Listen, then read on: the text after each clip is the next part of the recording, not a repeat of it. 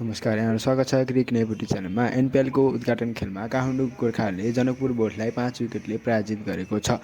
Toss हारेर पहिले batting गरेको जनकपुरले दिएको 131 रनको लक्ष्य काठमाडौँले 18 ओभरमा 5 विकेट गुमाएर पुरा गरेको हो। लक्ष्य भेटाउन काठमाडौँका बेन चार्ल्सले 46, आकाश त्रिपाठीले 39, मिलन कुमारले 19 र जोन सिम्सनले 13 रनको योगदान गरे।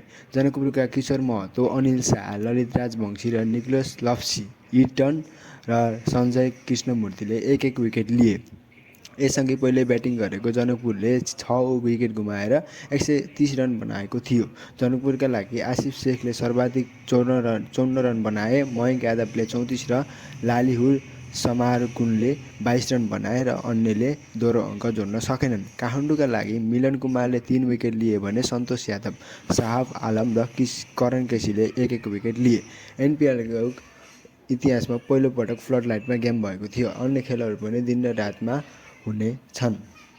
भोलि भने 2टा खेल हुनेछन्। पहिलो game Chitwan rhinos versus Karnali एक्सको 11:45 AM मा सुरु हुनेछ भने विराटनगर किङ्स भर्सेस पोखरा एभेन्जर्सको 4 PM मा दोस्रो गेम सुरु हुनेछ।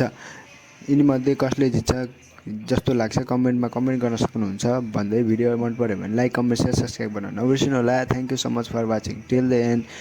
जय नेपाल क्रिकेट।